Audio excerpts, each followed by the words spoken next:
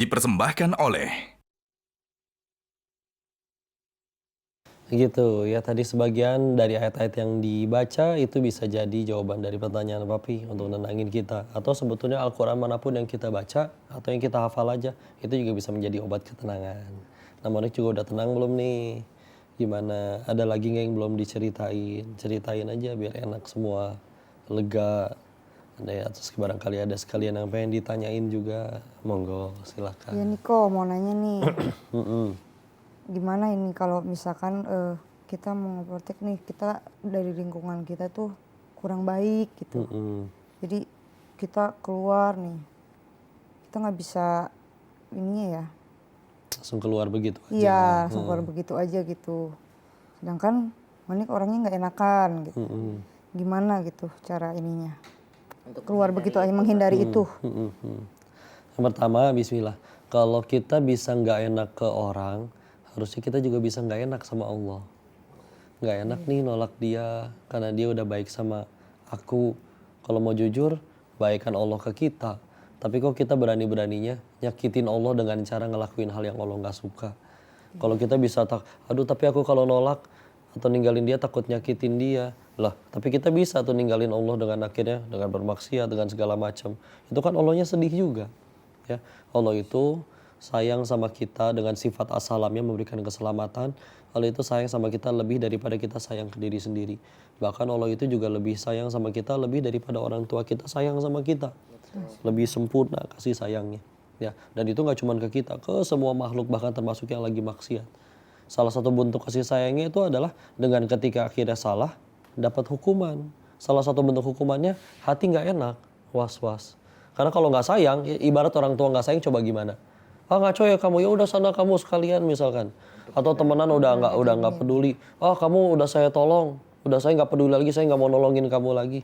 Tapi justru dengan akhirnya masih dikasih teguran, itu kan bukti sayang. Kalau nggak peduli, mau udah sana bodo amat, iya kan?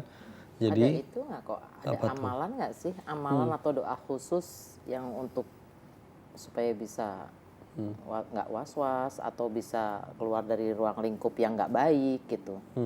Kalau minta supaya keteguhan untuk supaya berani ninggalin kemaksiatan, kadang Nabi juga ngajarin ya. Ini salah satu doa yang termasuk paling sering dimunajatkan oleh Nabi. Ya muqallibal qulub, sabit qalbi ala dinik. Wahai Allah yang maha membolak-balikan hati, teguhkan aku di atas agamamu ini.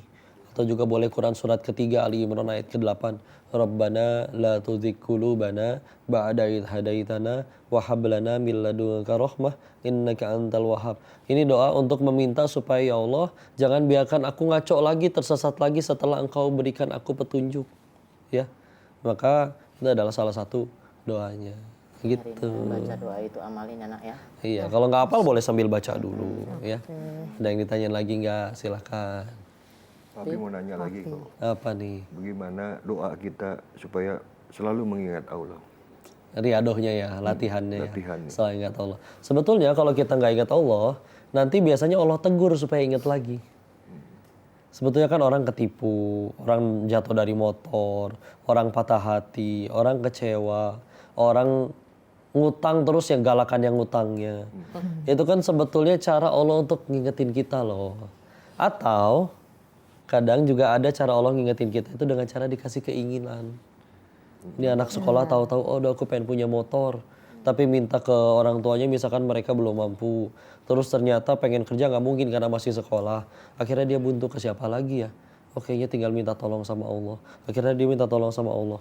Dan ketika nanti dia akhirnya mulai tahajud, mulai ibadah. Itu mudah tuh bagi Allah untuk bikin. Perasaan dulu saya nabung pengen punya motor, ini tabungan udah cukup. Tapi kok udah nggak mau lagi ya? Azan berkumandang dia langsung sholat, badannya udah nggak bisa kalau misalkan azan ditinggalin. Maka dia langsung segera sholat. Kan dia jadi orang yang udah jadi baik. Awalnya gara-gara apa? Gara-gara motor. Dan mudah bagi Allah untuk membuat ketika dia sudah mendekat ke Allah, Allah cabut keinginan dari hatinya untuk pengen punya motor. Dan tahu-tahu punya motor lagi tanpa harus beli. Dapat misalkan dari fasilitas kerja. Ya, mudah bagi Allah. Itu Allah cuma pengen dia mendekat. Ya, tinggi. Jadi kalau kita nggak mau latihan pun, nanti Allah tolong dengan cara seperti itu. Tapi kalau misalkan lebih enak lagi, ya kita selalu kaitin ke Allah. Belajar dengan ngelihat nikmat-nikmatnya banyak. Ya Allah, dari bangun tidur aja ya Allah, bangun teh enak. empuk, yang lain mah tidur ada yang di emperan toko, bangun juga ngerasa badan sakit kayak digebugin.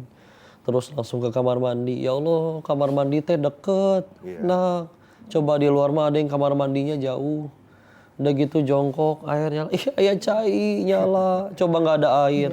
Ya Allah ada gayung ya Allah, yang lain mah pakai gelas, nggak enak, zolim ya. Terus ada suara bunyi apa? Nyamuk. Bukan, bunyi koko menirukan suara nyamuk. Iya, gue cek ya. Karena dan bersyukur, alhamdulillah ya Allah nyamuk teh kecil. Coba nyamuknya segede ucing, sekali isep anemia. Alhamdulillah. Ya kayak gitu coba disyukurin. Nanti kan lama-lama makin ingat sama Allah. Dan itulah ya lah bahasan kita, Masya Allah. Terkait ya Allah itu assalam, Maha memberikan keselamatan. Tapi itu dia tadi seperti yang di surat Al-An'am. Gimana caranya Allah pengen nyelamatin kita, salah satunya adalah dibantu dengan amalan kitanya, mendekat kepada Allah. Toh kan emang secara defaultnya ketika kita ada masalah kan pasti bawaannya pengen ibadah ya nggak? Betul. Dan kalau misalkan setiap kepengen kita selalu dikabul, kadang kita jadi kendor. Dulu pengen punya kerjaan, begitu udah kerja, nggak bisa sholat dulu, meeting dulu. Loh dulu ngasih kerjaan Allah. Jadi jangan dilupain, kita sendiri kan nggak suka dilupain. Masa kitanya ngelupain Allah, betul tidak? Betul. Boleh nanya lagi kok? Hah, sok bismillah. Ciri-ciri doa kita udah terkabul gimana kok? Cici doa terkabul, contoh pengen punya motor, di rumah udah ada motor, berarti udah kekabul, gitu. Ya enggak ya, bukan begitu maksudnya ya. Akhirnya juga jadi, ya itu ya. Kadang gini, cara Allah ngabulin tuh 3. 1, sesuai permintaan. 2, dijauhin dari musibah, harusnya pakai kepleset nggak jadi. Harusnya ada orang mau nipu tapi handphone si penipunya hilang, nggak jadi. Ya. Yang ketiga, yaitu dihapuskan dosa-dosanya. Padahal mintanya kerjaan, tapi belum dapat kerjaan, tahu-tahu dosa-dosanya yang hilang. Jadi gitu, Masya Allah. Yang penting kita dapat kedamaian, dapat keselamatan dengan cara mengingat Allah. Karena kan yang genggam hati kita Allah. Dan hanya dengan mengingat Allah, hati kita menjadi tenang, menjadi tentram. Ya, alhamdulillah itu bahasan kita kali ini, mudah-mudahan manfaat. Monik juga tenang lagi, dibantu kita keluarga, apapun yang terjadi di luar sana, yang siap bantu Monik kapan aja ya keluarga. Bukan teman-teman yang bisa jadi ngajak main, ngajak maksiat seperti itu. Ya, habisilah. Dan pemirsa Asmaul Husna di rumah dimanapun berada juga mudah-mudahan bisa mengambil hikmah dari sifat as-salamnya Allah yang memberikan keselamatan. Tapi pertanyaannya satu, kita tuh pantas gak diselamatin sama Allah? Ya, istilah kita akan sepanjang Ramadan nemenin sahur kalian terus-menerus. Untuk itu jangan kemana-mana, selalu saksikan Asmaul Husna di Metro TV. Sampai jumpa di episode selanjutnya. Assalamualaikum warahmatullahi wabarakatuh. Tenang ya. Tenang, alhamdulillah. Minum lagi. Metro TV.